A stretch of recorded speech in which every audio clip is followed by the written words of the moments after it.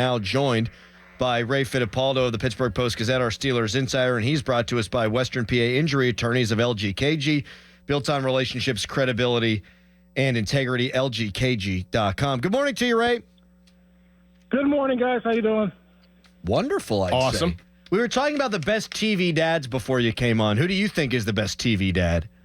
Oh, Ward Cleaver, Mike Brady. I'm showing my age here. Oh, the Brady bunch. Leave it to Beaver. Who else? How about Alan Thicke from Growing Pains? That's a little more recent. R.I.P. And now I'm sad. All right, Ray, on to the football. How'd you take those comments from Mike Tomlin on Deontay Johnson? Do you think he was just being honest? Do you think there's a shot there? How'd you read him? No, I mean, I was in the room. I didn't think twice about it, and I know it was all over social media a couple hours later. To me, that's just how Mike talks. I mean, I think he's being honest. Deontay has been there for 2 weeks, hasn't really done much. I don't think he has a catch. He might have a couple of targets, but when you got to worry about Mark Andrews, Isaiah Likely, Zay Flowers, Rashad Bateman, I kind of get where Mike's coming from. Ray, I mean, you just said it right there. They have a plethora of skilled players to break open a football game, and Lamar Jackson has been more of a pocket passer and has been elite doing that. He's been throwing the football very well. Whenever you think of that and having to slow Lamar Jackson down and you want to operate where he doesn't throw the ball as much or doesn't have any production in the passing game and slow that down, what do you think that they'll do at the corner spot if Dante Jackson can't go? Could they move Cam Sutton out there? Is Pierre going to be out there? What do you think the best route for them to go is at the corner? In game, they kept Pierre out there when Jackson went out late. So I think might be a little bit of a different story when you have a full week to prepare. And I also think, Cam Sutton's first week back, I don't know that they wanted to put a ton on his plate. I got the question yesterday, why didn't Cam go out there? He's been practicing for the last 2 months. No, he hasn't been. He only practiced for 1 week. He was allowed in the building to train. He was allowed to go to meetings, but he hadn't been practicing. So, I think it could be Cam if that happens. But again, yesterday Mike said that Jackson could be limited early in the week, but he did expect him to be out there on Sunday. But no matter who's out there, guys, it's going to be a challenge. Zay Flowers is really good. So they're going to need all hands on board. Sutton, Beanie Bishop, all those guys are going to have a role trying to shut down that passing game. The way I heard it, it sounds like Nick Herbig's going to go this week if all things go according to plan. Who do you think the Steelers will play more, though, Ray? Preston Smith or Nick Herbig?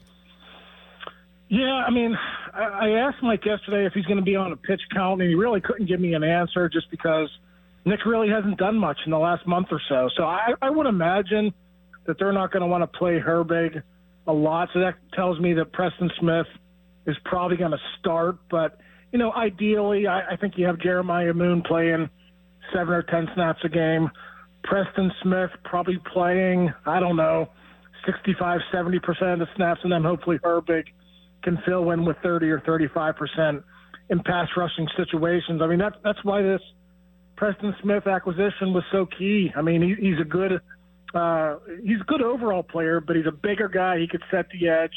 And then I think if you could ask Nick Herbig to come off the edge as a pass rusher, second and long, third and long, assuming he's close to 100%, I think that might be the way to go this week. Ray, my intuition is telling me that this might be the game. This might be the week where we see a package for Justin Fields. What say you?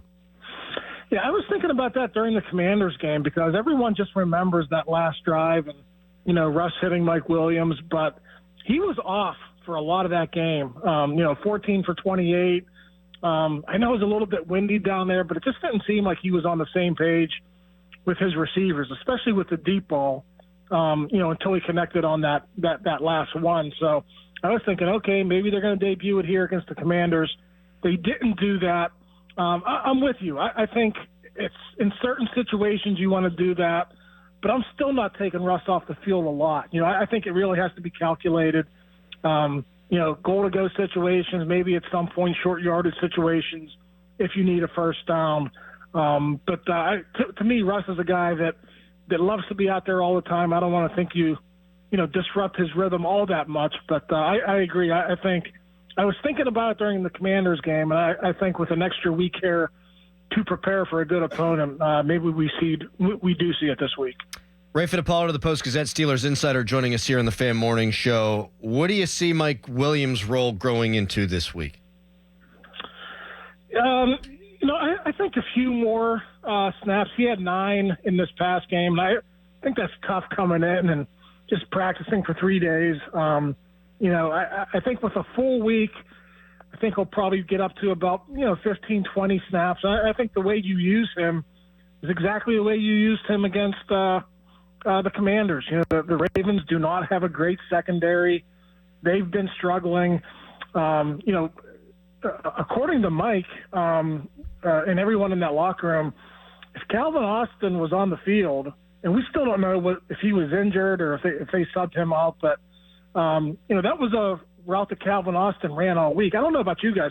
Calvin Austin being a smaller target, I don't think he makes that catch a lot of the times. And you put Mike Williams out there, I think that's got a really good percentage of connecting with Russ given that situation, given his size. So I think you pick and choose, but I think we'll see his role grow slowly over the rest of the season, and I would expect him to get a few more targets as well. Ray, 30,000-foot view of the rest of the Steelers season. Is this a must-win game in your opinion?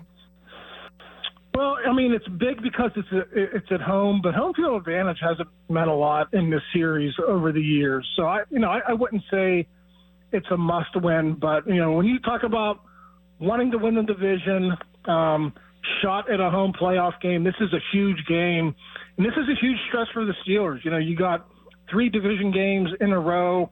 I'm still not counting out the Bengals. I think they're going to, make some noise here. So this stretch here coming up, I know the entire back half of the schedule is really difficult, but these next 3 games, all division opponents, if you can get 2 out of 3, I think the Steelers will be feeling good about themselves. So, it's a big game, Dorin, but there's 7 more after this one, and I think they'd have a chance to make up some ground if they did drop it.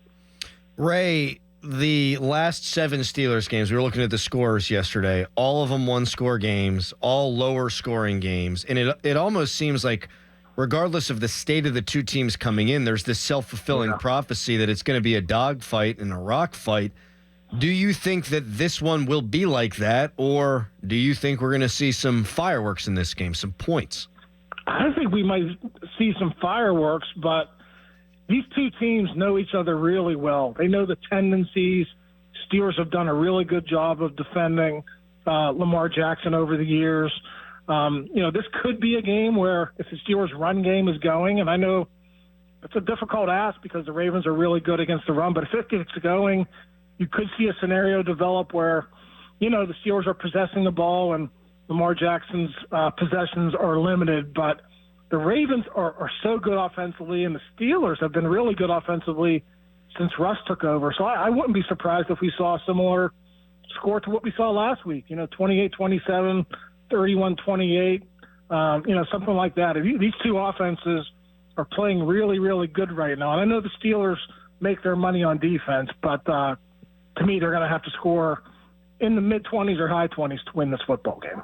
Ray, very good. Look forward to talking to you next week. Thanks for jumping on with us as always. All right, guys. See you. Read him in the Post-Gazette. Ray Fittipaldo, great guy.